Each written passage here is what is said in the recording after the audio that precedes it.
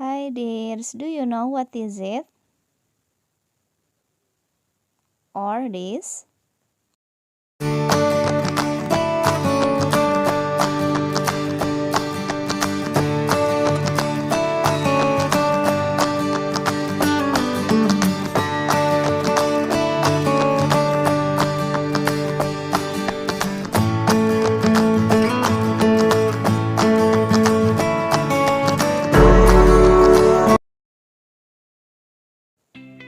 Assalamualaikum warahmatullahi wabarakatuh. Hello everyone. Hi dears.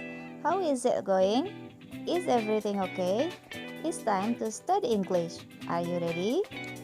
Have you ever received an invitation in English? If yes, should you reply it? What would you say to respond it?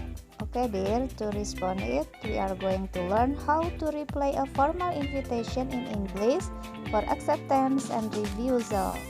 Bagaimana cara merespon surat undangan, apakah kita bisa datang atau tidak. Receiving an invitation is always pleasant. After all, it means that someone has remembered us and would appreciate our presence on an important occasion. Nah, ketika kita mendapatkan undangan, maka kita akan senang, tandanya orang lain mengingat kita dan mengapresiasi dari kehadiran kita. But sometimes, however, not knowing how to respond an invitation could get us into trouble, especially if we have to do it in a language which is not our own. Nah, tapi permasalahannya bagaimana jika yang mengundang menggunakan bahasa yang bukan milik kita. Nah, itu akan menjadi pelajaran bagaimana caranya to reply formal invitation in English. Formal invitation should be responded to within 2 days. Replies are handwritten in third person. Reason should be briefly stated for declining the invitation. Jadi, undangan resmi itu harus direspon setidaknya dalam waktu 3 hari.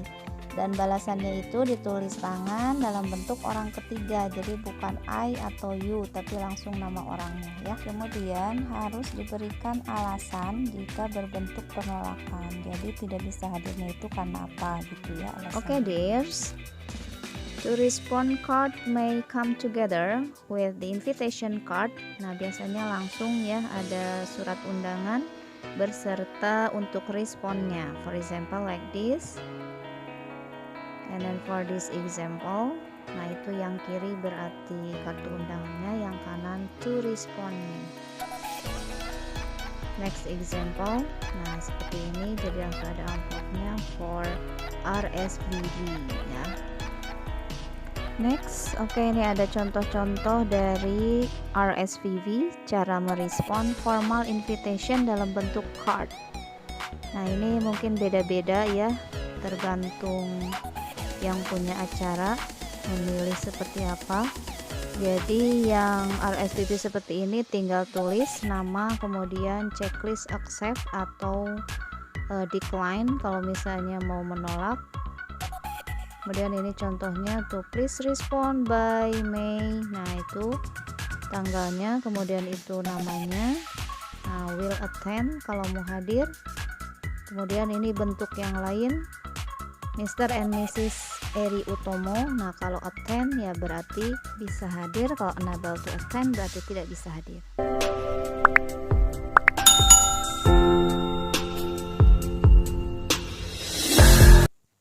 Do you understand?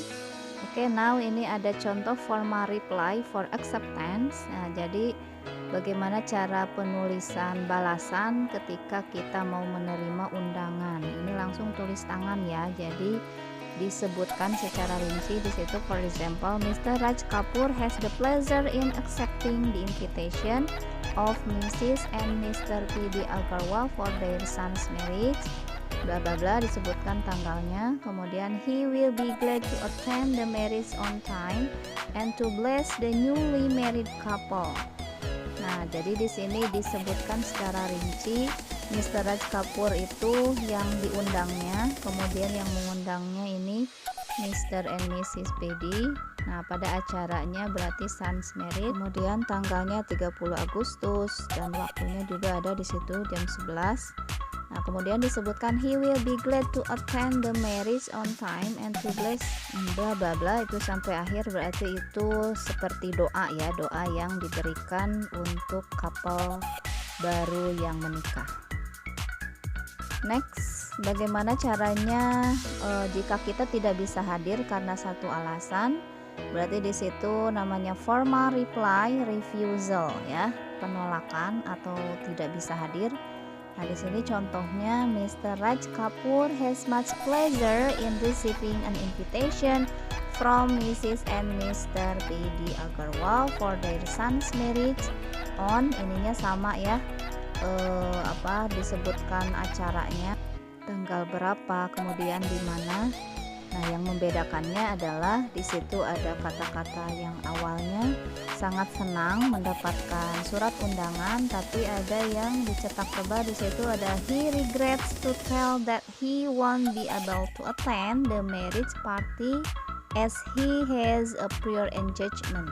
Nah, kata-kata yang dicetak tebal itu merupakan penolakannya beserta alasan ya, karena he-nya itu atau yang diundangnya itu akan melaksanakan acara pertunangan. Next, kata-kata akhirnya biasanya dengan doa-doa ya. Di situ ada that his blessing would always be with the newly married couple. Maksudnya semoga keberkahan atau kebahagiaan akan selalu menyertai bagi pasangan baru itu. Hope you got the lesson. Any question? Hi dears, it's enough for the lesson today. If you still don't understand, please ask me directly. Thank you for watching. See you next video. Assalamualaikum warahmatullahi wabarakatuh.